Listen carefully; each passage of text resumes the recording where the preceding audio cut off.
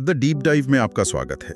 आज हम Jakarta metropolitan police, जिसे पोल्डा मेट्रो जया कहते हैं, उसकी दुनिया में थोड़ा गहराई से उतर रहे हैं। हमारे पास कुछ दस्तावेज और रिपोर्ट्स हैं जो हमें दिखाते हैं कि ये पुलिस बल कैसे काम करता है, क्या चुनौतियां हैं। हाँ, और ये इंडोनेशिया की राजधानी को संभालने वाला बल है, तो इसका महत्व तो है ही। और ये कोई आम पुलिस फोर्स नहीं है। जैसा आपने कहा, जकार्ता और उसके आसपास का एक बहुत बड़ा इलाका इनके जिम्मे है। इनकी अपनी एक अलग पहचान है, एक रुतबा है। बिल्कुल। तो आज हम क्या खंगालने वाले हैं? हम देखेंगे पोल्डा मेट्रो जया का ढांचा कैसा है, इसका पैमाना कितना बड़ा है, ये क्यों इतना अहम है। इनके कुछ बड़े ऑपरेशनों पर भी नजर डालेंगे, है ना? हाँ, और वो सामुदायिक पुलिसिंग वाली बात भी। हाँ, वो भी।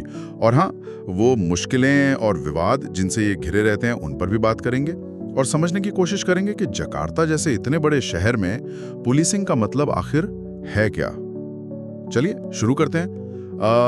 तो सबसे पहले इसके स्ट्रक्चर की बात करते हैं। ये इंडोनेशियाई राष्ट्रीय पुलिस यानी पोल्ट्री का हिस्सा तो है, लेकिन इसे एक खास दर्जा मिला हुआ है। सही कहा ना?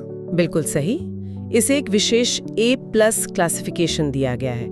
ये दर्जा इंडोनेशिया के जो सबसे महत्वपूर्ण, सबसे रणनीतिक क्षेत्र है ना, उनकी पुलिस कमांड्स के लिए ही होता है। अच्छा। हाँ, असल में ये सिर्फ एक लेबल नहीं है। इसका मतलब है ज्यादा संसाधन मिलना, राष्ट्रीय स्तर पर ज्यादा तवज्जो और शायद राष्ट्रीय राजनीति से भी ज्यादा सीधा जुड़ाव। ये सब चीजें इसके काम करने के तरीके को प्रभावित करती हैं और ये इसे देश की दूसरी प्रांतीय पुलिस इकाइयों से बिल्कुल अलग खड़ा कर देता है। अच्छा, तो ये A+ का मतलब सिर्फ कागज पर नहीं है, असलियत में फर्क डालता है, संसाधन, अहमियत, सब में। और जहां तक इनके इलाके की बात है, क्या ये सिर्फ जकार्ता शहर तक ही है? मुझे लगा था राजधानी की पुलिस है तो। नहीं, यहीं पर इसका पैमाना और भी बड़ा हो जाता है। इसका कार्य क्षेत्र सिर्फ जकार्ता शहर नहीं है, बल्कि पूरा ग्रेटर जकार्ता मेट्रोपॉलिटन एरिया है। जिसे अक्सर जाबोदेताबेक कहते हैं। जाबोदेताबेक, हाँ सुना है। इसमें जकार्ता तो है ही, उसके अलावा टेंगरेंग, साउथ टेंगरेंग, बेकासी और डेपोक जैसे बड़े शहर, और साथ में बेकासी रीजेंसी का इलाका भी आता है। अरे बाप रे, जाबोदेताबेक, जकार्ता, बोगोर, डेपोक, टेंगरेंग, बेकासी, ये तो बहुत ही ज्यादा बड़ा और घनी आबादी वाला इलाका हो गया। हाँ, बहुत बड़ा। इतने बड़े और मतलब जटिल क्षेत्र को संभालना तो अपने आप में एक जबरदस्त चुनौती होगी। बिल्कुल, लगभग एक छोटे देश जितनी आबादी और विविधता समझ लीजिए। सही कहा। और इस विशाल कमांड का जो नेतृत्व है वो एक पुलिस इंस्पेक्टर जनरल करते हैं। ये एक 2 स्टार रैंक है और ये अधिकारी सीधे इंडोनेशियाई राष्ट्रीय पुलिस प्रमुख यानी कपोलरी को रिपोर्ट करते हैं। सीधे कपोलरी को? हाँ, ये सीधी रिपोर्टिंग लाइन ही दिखाती है कि राष्ट्रीय सुरक्षा के नजरिए से इस इलाके का और इस पुलिस बल का कितना ज्यादा महत्व है। मतलब राजधानी और उसके आसपास की सुरक्षा सीधे राष्ट्रीय नेतृत्व से जुड़ी हुई है। तो ये तो हुई बनावट और पैमाने की बात, खास दर्जा, विशाल जिम्मेदारी। लेकिन असली परीक्षा तो इनके रोज के काम में है, खासकर जकार्ता जैसे शहर में। तो चलिए इनके कुछ महत्वपूर्ण ऑपरेशनों को देखते हैं। सबसे पहले हमारे स्रोतों में नशीले पदार्थों की तस्करी के खिलाफ इनकी कार्रवाइयों का काफी जिक्र है। लगता है ये वहाँ एक बड़ी समस्या है। हाँ बिल्कुल, जकार्ता जो है वो दक्षिण पूर्व एशिया में ड्रग्स तस्करी का बड़ा केंद्र है। तो पोल्डा मेट्रो जया के नारकोटिक्स निदेशालय के लिए ये एक लगातार चलने वाली लड़ाई है। वो नियमित रूप से बड़े बड़े ड्रग सिंडिकेट्स का भंडाफोड़ करते हैं, जिनमें अक्सर अंतर्राष्ट्रीय गिरोह शामिल होते हैं। जैसे हमारे स्रोतों में अगस्त 2025 के एक केस का जिक्र है, वो तो काफी बड़ा मामला लगता है। हाँ, वो एक अहम ऑपरेशन था। पुलिस ने ईरान, चीन और मलेशिया से जुड़े एक अंतर्राष्ट्रीय मेथाम्फेटामीन सिंडिकेट का पर्दाफाश किया था और उसमें 516 किलोग्राम क्रिस्टल मेथ जब्त किया गया। 516 किलो? बाप रे, ये तो बहुत ही बड़ी मात्रा है। हाँ, ये दिखाता है कि कितने बड़े पैमाने पर ये तस्करी हो रही थी। और जिस तरह से ड्रग्स खिपाया गया था, मॉडिफाइड कार्स, चीनी चाय के पैकेट, कमाल है। हाँ, ये दिखाता है कि तस्कर कितने शातिर हैं और पुलिस को कितनी तकनीकी और खुफिया क्षमता चाहिए इनसे निपटने के लिए। ये सिर्फ ड्रग्स पकड़ना नहीं है, ये एक पूरे जटिल नेटवर्क को तोड़ने जैसा है। बिल्कुल। और ये सिर्फ ड्रग्स तक ही सीमित नहीं है। पोल्डा मेट्रो जया आर्थिक अपराधों से भी निपटती है। उदाहरण के लिए नवंबर 2021 में पुलिस ने जो सरकारी स्वामित्व वाले उद्यम हैं, मतलब स्टेट ओन्ड एंटरप्राइजेस, उनकी सहायक कंपनियों से जुड़े भ्रष्टाचार के एक मामले का खुलासा किया था और उसमें लगभग 8.95 बिलियन इंडोनेशियाई रुपया जब्त किए थे। अच्छा। हाँ, तो ये दिखाता है कि उनकी भूमिका कितनी विविध है, सड़क के अपराध से लेकर व्हाइट कॉलर क्राइम तक। यानी ड्रग्स, भ्रष्टाचार और फिर आता है आतंकवाद का मुद्दा। राजधानी होने के नाते जकार्ता तो हमेशा से एक संवेदनशील टारगेट रहा ही है। इसमें पोल्डा मेट्रो जया की क्या भूमिका रही है? आतंकवाद से निपटना इनकी एक प्रमुख जिम्मेदारी है। बिल्कुल।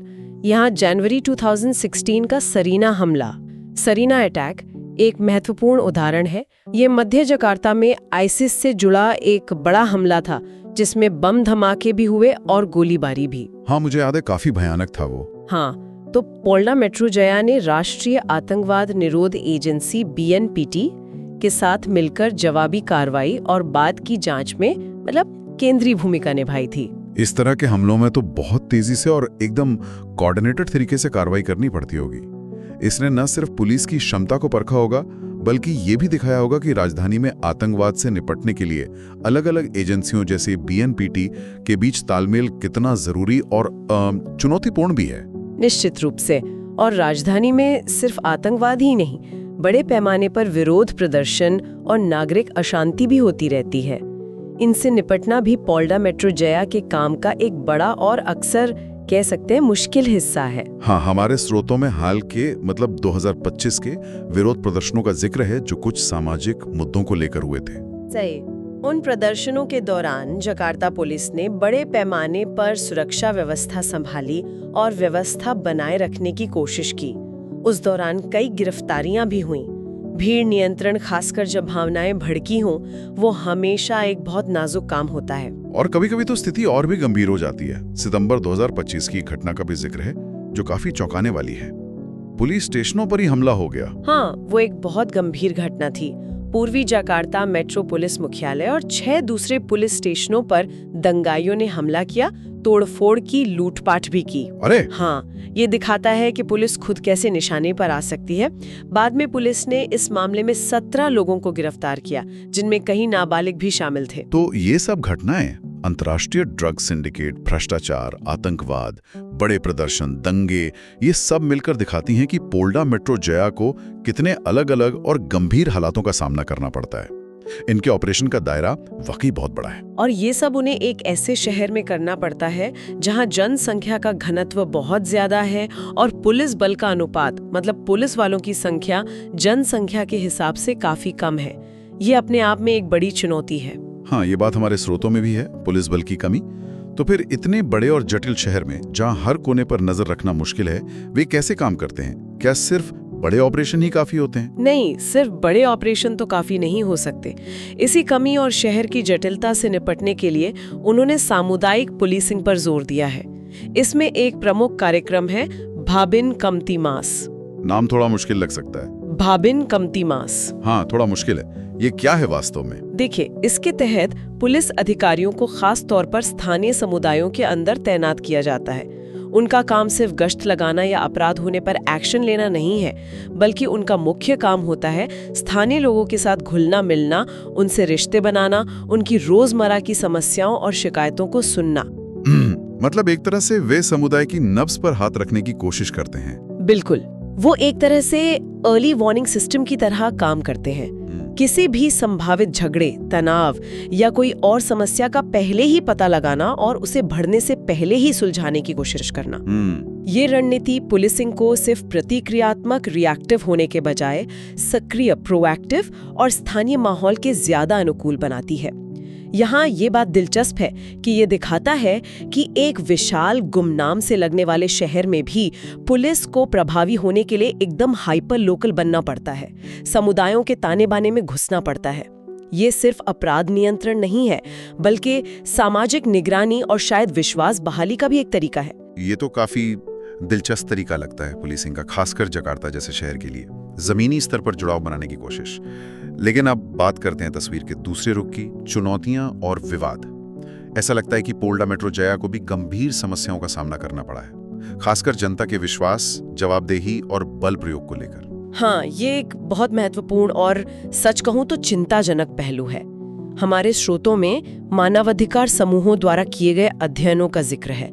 इन अध्ययनों में पुलिस द्वारा कथित तौर पर नशीली दवाओं के संदिग्ध उपयोगकर्ताओं के साथ दुर्व्यवहार, जैसे कि प्रताड़ना, यौन उत्पीड़न और जबरन वसूली के गंभीर आरोप लगाए गए हैं। ओह, हाँ, ये बताना जरूरी है कि ये जानकारी अध्ययनों पर आधारित है, लेकिन ये आरोप पुलिस की छवि और जनता के विश्वास को गहरा धक्का पहुंचाते हैं। ये तो बेहद गंभीर आरोप हैं।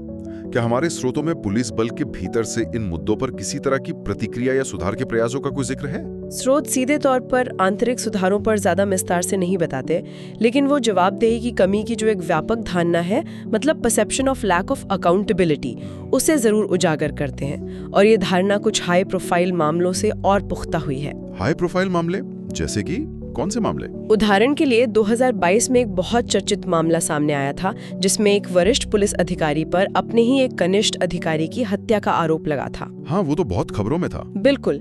इसके अलावा उसी साल एक फुटबॉल स्टेडियम में भगदड़ हुई, जिसमें 100 से ज्यादा लोगों की मौत हो गई। उसमें पुलिस की भीड़ नियंत्रण तकनीकों और लापरवाही पर गंभीर सवाल उठे थे। इन घटनाओं ने जनता में ये भावना मजबूत की है कि पुलिस के भीतर, खासकर ऊंचे पदों पर, जवाबदेही की भारी कमी है और शायद ताकतवर लोग आसानी से बच निकलते हैं। ये तो वाकई झकझोर देने वाले मामले हैं। और क्या हाल के दिनों में, मतलब 2025 में भी ऐसे विवाद सामने आए हैं? हाँ, 2025 में भी ऐसी घटनाएं हुई हैं जिनका जिक्र हमारे स्रोतों में है। एक मामले में एक नागरिक की कथित तौर पर पुलिस हिरासत में मौत हो गई, जिसने फिर से पुलिस बर्बरता के आरोपों को हवा दी। एक और घटना में कथित तौर पर पत्रकारों के साथ पुलिस प्रमुख के सुरक्षा कर्मियों द्वारा दुर्व्यवहार की खबरें आईं। तो इस तरह की लगातार होती घटनाओं से जनता का विश्वास और कम होता है। ये एक महत्वपूर्ण सवाल उठाता है कि पुलिस बल आंतरिक सुधारों और पारदर्शिता को कैसे लागू करें ताकि जनता का भरोसा फिर से जीता जा सके। ये चुनौतियां और विवाद सिर्फ पुलिस बल के आंतरिक कार्य प्रणाली तक ही सीमित नहीं लगते हैं। इन्हें जकार्ता के व्यापक सामाजिक और आर्थिक माहौल से अलग करके देखना शायद मुश्किल होगा, है ना? शहर की अपनी जटिलताएं हैं। बिल्कुल सही कहा। अगर हम इसे बड़ी तस्वीर से जोड़कर देखें तो जकार्ता में जो भारी सामाजिक और आर्थिक असमानता मौजूद है, उसका अपराध दर और पुलिस के प्रति जनता के नजरिए दोनों पर सीधा असर पड़ता है। हमारी स्रोत साफ तौर पर बताते हैं कि जकार्ता और आसपास के जाबुदेदाबे क्षेत्र में अपराध दर का ऊंचा होना वहां की सामाजिक असमानता से काफी हद तक जुड़ा हुआ है। मतलब अमीरी और गरीबी के बीच की जो गहरी खाई है, वो अपराध को बढ़ावा देती है। हाँ, एक सामाजिक पर्यवेक्षक हैं जिनका जिक्र स्रोतों में है। उन्होंने यही बात नोट की है कि कई अपराधी आर्थिक तंगी और अवसरों की कमी के कारण अपराध का रास्ता चुनते हैं। जब लोगों के पास अपनी बुनियादी जरूरतें पूरी करने या बेहतर जीवन जीने के वैध रास्ते कम होते हैं, तो कुछ लोग अपराध की ओर मुड़ जाते हैं। ऐसे में पुलिस अक्सर इन गहरी सामाजिक आर्थिक समस्याओं के लक्षणों से, सिम्टम्स से निपट रही होती है, ना कि उनकी जड़ों से, रूट कॉजेस से। और क्या जनता सरकार के इन असमानताओं को दूर करने के प्रयासों से संतुष्ट है?